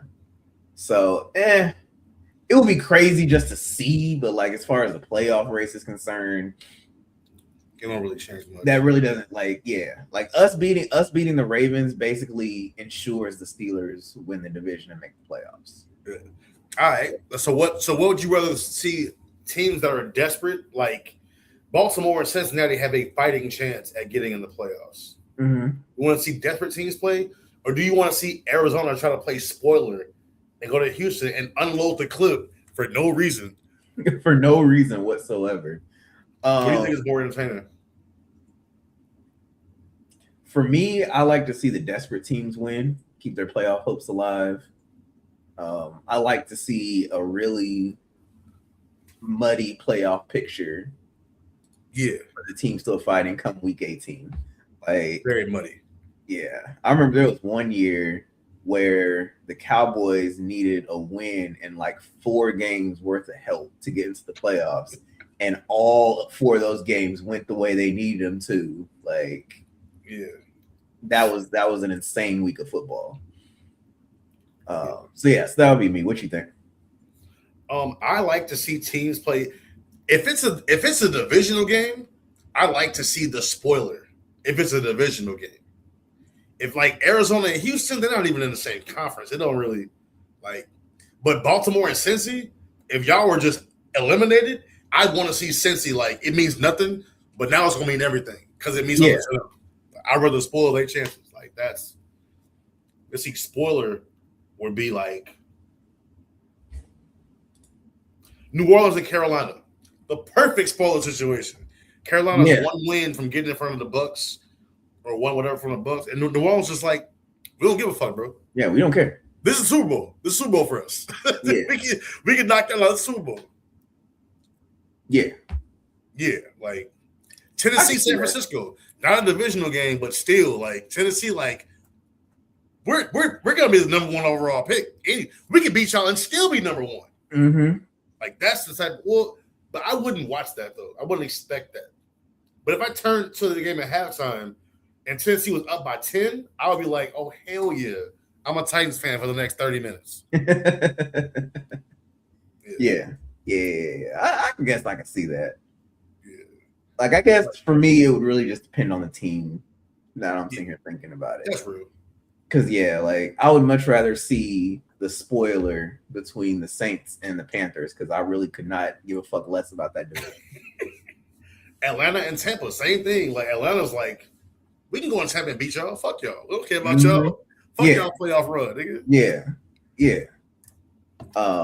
But like you said, the Cardinals, Texans, like, no, I want to see the Texans win that. Yeah, Texans need that. Yeah. Bears Cleveland. Like I absolutely want y'all to win that. Like I don't want the Browns to play spoiler to shit. That would be insane. Like, what Like, are y'all doing? Shador, I appreciate you, but Your first start being a win in Soldier Field in December? Nah. yeah. He's more likely to throw 2 pick sixes than he is to get a win. Yeah. What's the spread in that game? Probably 7.5, something fugazi like that. Yep, exactly that. 7.5. I knew it. like 6.5 is like I'm buying it, but 7.5 is like definite 2 scores. Yeah. Yeah. Over under 38.5. I can see that. I can see him definitely trying to get fancy, and like Chicago is definitely on that pick 6 hunt. Like somebody just lurking back there, hide behind somebody else. You don't see him, so you throw it. Now he jumping up in the air. He got 10 blockers. Yeah. Like damn. Yeah, I think we should take care of business.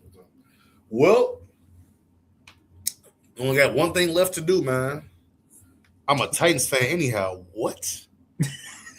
I saw that. I wasn't gonna touch it. I'm like, That laughing emoji is crazy though. It looks maniacal. It does. All It right, really so does. we've come to that part of the show, man. Yeah. Who we gonna include? I'm gonna let you pick this week. I'm gonna let you. She said whatever. Here we go. Hold on, wait. Let me look at the stand. Ooh, man. Let me look at the standings. All right.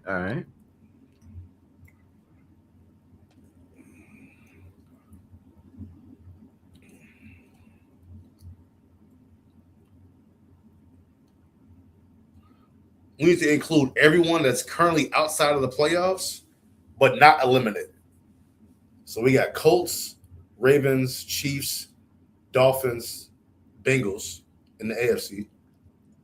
Oh wait, am I supposed to be making the wheel? Hold on. Yeah. I don't even know where to go find that.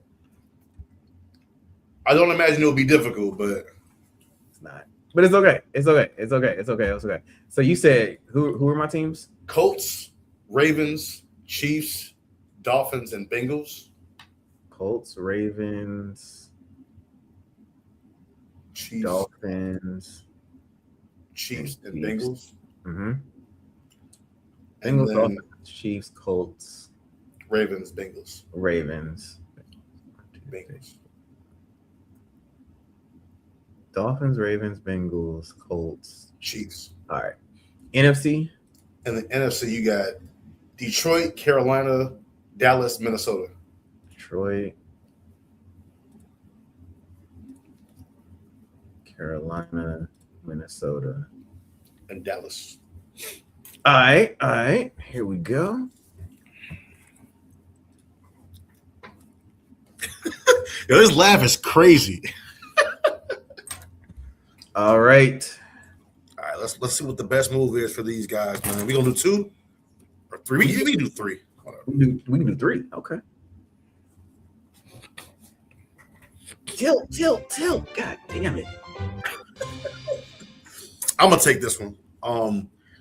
The best move for the Dallas Cowboys. Let's take a look at their schedule. Wrong computer. Let's take a look at their schedule.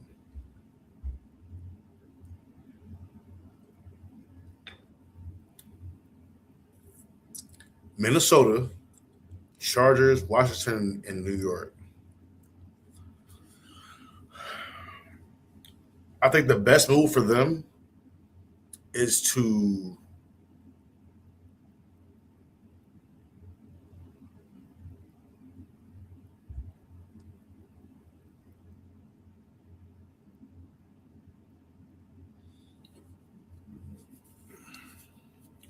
they have to go out and they have to beat Minnesota. They have to play like they need to put it all together against Minnesota. And obviously you want to win every game, but they need to show the fans something. Okay. Because they'll probably lose to the Chargers. They might pull a rabbit out the hat. But like they need because they have 2 more home games and their home fan won't see them again until next year. Because they're not hosting the playoff game. Like the home fans, they need to go out and give their home fans a show. It's in prime time, Sunday night.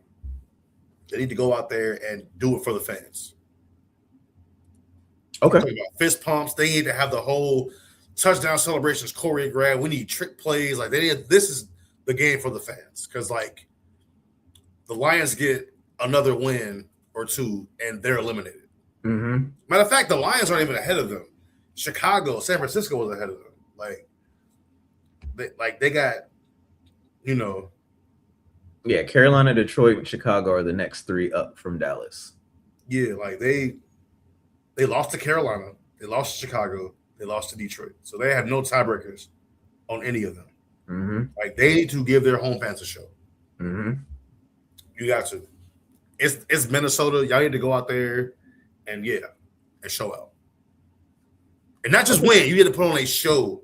Yeah. Fans. Like I'm talking about trick plays, diving in the end zone, all that stuff. Like Sports Center top 10 plays, like you gotta do it all. Okay. Like, even if y'all lose, like the fans need a show. Yeah. Something to cheer. Yeah, because Delusions. y'all are on the brink. Yeah. Okay. Please give me the team that I want.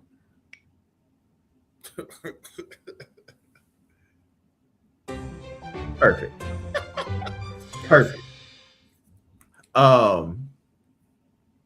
The best move for Minnesota. I have like y'all remember those choose your own adventure books, right? So I have two separate paths for Minnesota's best move. Looking at their schedule.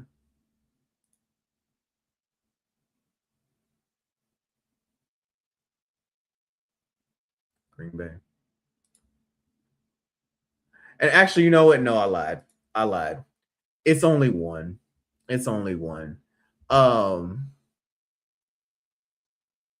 Their best move is to just go ahead and start packing for Cancun. Make sure that you got your sunscreen, make sure you got your travel itinerary, make sure you have the home front taken care of, the house sitter, whatever you're gonna do. But yeah, I just need to go ahead and make sure your bags are good and packed. Because this season is over with. I came back to pack your bags. Yeah, so at first I had said that I had two separate paths for them, but then I looked at the rest of their season. I'm like, no, it's just one. They just need to make sure their bags are perfectly packed for Cancun. Like I say, get your sunscreen, make sure the house sitter is taken care of. You got the dog walker on standby. You know what I'm saying? Make sure your significant other Green Bay. Yeah, make sure they're, prepared, got their favorite bathing suits, got all their little glam done. You know what I'm saying? Like, make sure that the itinerary works. You're not leaving too early, not leaving too late. Like that's y'all's best move. Is just to go ahead and pack it in. Don't get hurt. Yeah. Yeah. Please don't let Justin Jefferson get hurt. Yeah, please don't let anybody get hurt. You don't need any soft tissue injuries, nothing stupid. Shut him down. Like, shut everybody down. Let y'all second and see what y'all got for next year. There we go. There's a more apt answer. Shut everybody down and see what y'all have in y'all's depth for next year. See who, like start making y'all's draft strategy now. That's their best. All right, let's see who we got. Mm-hmm. Ooh, shit. Hey, look, let me go first. Let me go first. All right, so first off, the only I happen to be a part of two of the biggest rivalries in sports. Bears fan, I hate the Packers. Packers can't do shit for me. Fuck the Packers. Right? Mm-hmm. And then I'm a Michigan fan, and I realized that I don't really have the hate for Ohio State like I should because I'm not from Ohio. So it's not like a territorial thing. It's just, this is my team and y'all they rival, but I don't hate the entire state of Ohio like most Michigan fans do. But the hate that I should have for Ohio State is the hate that I have for the Colts. The Colts need to go to hell. I'm never gonna forget that Super Bowl loss. The Colts can shove it. I got that out the way. Cool. Their best move is to, like I said before, a couple weeks ago, get another running back in rotation. Take some pressure off Jonathan Taylor. Because if y'all get lucky, it won't matter if Taylor is not firing on all pistons. Mm-hmm. They got to get somebody, there has to be at least 2 other running backs on the roster. Hand somebody else the ball. Give him a break. Give him a break. Give him a break. And I mean, like, I don't know how bringing Daniel Jones in to begin with and then bringing Phillip Rivers in and then not making it to the playoffs. And, like, I don't know. I don't have a best move. It's the most ridiculous, like, I don't know. This is like some shit somebody would put in a reel on Instagram to be funny. Like, this is what's going on to the Colts. I have no idea. I hope you got a best move for them, but I really don't. Wrap Phillip Rivers in bubble wrap. Right. No, in all seriousness, no. Protect Phillip Rivers. Because I'm sitting here thinking about, he probably is going to be the starting quarterback, if not this game, next game. Yeah. Protect him. How many? Hold on, let me see something. 14.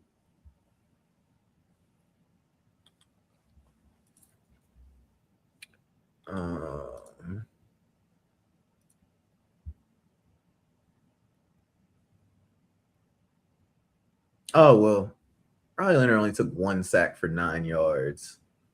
Yeah. Okay. I can get with that. Replicate that. Don't let Phillip Rivers get hit too much. He is not in full football shape. He might be. See, the only problem I have with that, he's 44. it's not that. It's like you can be football shape is different to me than any other type of sports shape because you can lift weights. You can have your throwing workouts. You can have, you can keep everything else in shape except condition your body to take hits from NFL defenders. Like Jackson Dart did? Unless, blasted. Unless you are, he did. He got blasted into bounce. Like he had no choice but to bounce back up from that hit because he was already bouncing off the ground. But yes, like unless you commission like a whole practice squad to just come over and just like sack you repeatedly, there's really no way outside of NFL competition for you to condition that part. And part of football shape is being able to absorb hits. Yeah. Being able to fall the right way. Being able to, Man. So in that regard, he is not in football shape. So he does not need to take too many hits over these next few games. So that would be my best move for the Colts is you need to, and you need to protect him in multiple ways, not just offensive line play, not just hand the ball off Jonathan Taylor. Like it needs to be a very favorable game script for him to get the ball out of his like as quickly as possible. Yeah. To even avoid that 2-step and still getting hit after the throw. Because I'm sorry, not sorry, if I'm playing the Colts and I see 44-year-old Phillip Rivers over there, I might just contemplate taking a 15-yard penalty just to send a message. He said just to send a message. Just to send a message. And if I'm a coach, I might allow my defense to get 2 of them. Can't be the same person. Come on, Sean Payton. Now, I'm not telling them to do it. Nah, you definitely telling them, nigga. I'm not encouraging them. I'm just saying it would be in the back of my mind that I'm not yelling at y'all until after the second late hit on the quarterback field. Then I'll be like, all right, y'all need to chill out. But I would be thinking like, okay, yeah, I can absorb that one. Okay, he got cracked again. Okay, cool. I can absorb that one too. Like, all right, now y'all chill out. Y'all chill out. Y'all chill out. But notice what I said. It's after the second one, so it's got to happen the third time before I yell at them. You know. Hey, so the Ohio State Indiana game, they lit the quarterback up. First pass of the game, lit his ass completely up. Yes. Something like that. You see what I'm saying? Like I will absorb, and especially if it's the first play of the game. Oh yeah, I'm definitely allowing you to get that pick. Again, I am not instituting Bounty Gate 2.0. I am not saying go out there and kill this man. Hey, nah, look, we gonna double A gap mug the entire game, and look, we sending 6 every play. They can make the throw. I don't believe he got it. Yeah, I don't believe he got it. Yeah, double A gap mug the entire first quarter. Yeah, every single snap. Yep, we're gonna be around the quarterback, hitting the quarterback, next to the quarterback. Every time you look up, there's gonna be somebody right here, like waiting with a glass of water. Anything else I can get for you, sir? As you pick yourself up off this ground, like, yeah. So that is my best. I'm trying to tell you, as a you said late hit, you ain't just say regular hit. Like, nah, it's got to be late. I need to be like, we need to get the foul. Like, we need him to get hit and have to get back up and keep playing. Ain't no third down, hit him, then they punt. He got time to recover. Nah, light his ass up, nigga. 3rd and 30, incomplete pass. Hit the quarterback. Fuck it, whatever. Hit it. Give him the first down. That's fine. Give him the first down. Yeah. So. You can't hit him if he's on the bench. Get his ass back in the game. Right. Exactly. So that is my best move. Protect y'all's investments in y'all's 44-year-old grandpa quarterback. For real. Yep. All right. Well, thank you for the faithful few that have joined us. Yes. Thank you guys. Much love. Yeah. Yeah. We're still working out the Christmas, New Year's schedule because Christmas Eve and New Year's Eve fall on Wednesdays. So you'll definitely won't be seeing me on New Year's Eve. Definitely not. No. Christmas Eve, I would be more inclined, but also probably not. So we're gonna work something in there for sure. Let me see.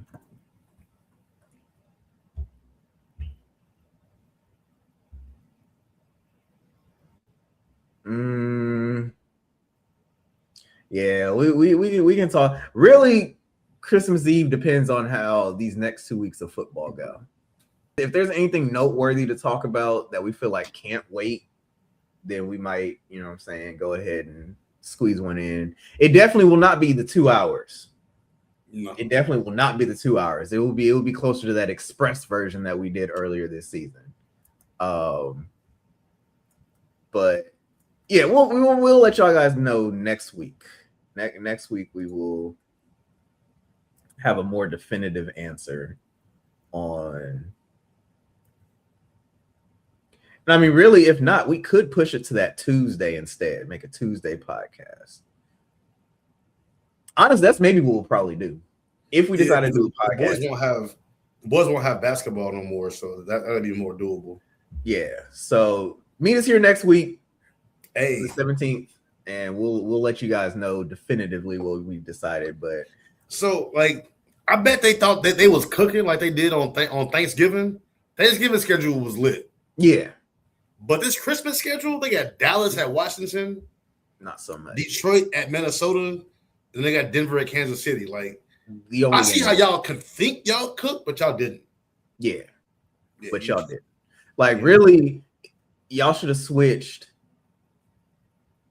the Houston Chargers game with the Detroit Minnesota game. That's what y'all should have. That's gonna be the playoffs came early for sure. Damn, and they put Dallas, Washington, and Detroit, Minnesota on Netflix. Ugh. I guess. Oh yeah. Yeah. Wait, that means we got New Year's Eve. No, we don't have a Thursday game. All the games are on Sunday. I forgot the last week is all on the same day. for flexing purposes. Yeah. Yeah. Okay. Guys got color. Well, thank you. We enjoyed you guys being here. Hope you guys come back for Absolutely. for the following podcast. And again, be on the lookout for notifications. And we will talk about the Hang Time podcast next week. Yeah. That's what we coming in there for. Actually, you know what? You know what we might do? We might, instead of doing an NFL podcast the week of Christmas, that Saturday, we might do a Hang Time podcast instead. Yeah. And it's then, gonna be something different. Yeah. And then maybe Tuesday the 30th, before New Year's Eve, we can do a Tuesday podcast and catch up on the NFL action. That might be how it works out. How it works out. Yeah, we'll let y'all guys know. Gonna go ahead and get up out of here. Please stay for the outro. Was lit. Yeah. And again, thank you guys. See y'all next week. All right. Make your next move your best move for sure. Yes, for sure. For sure.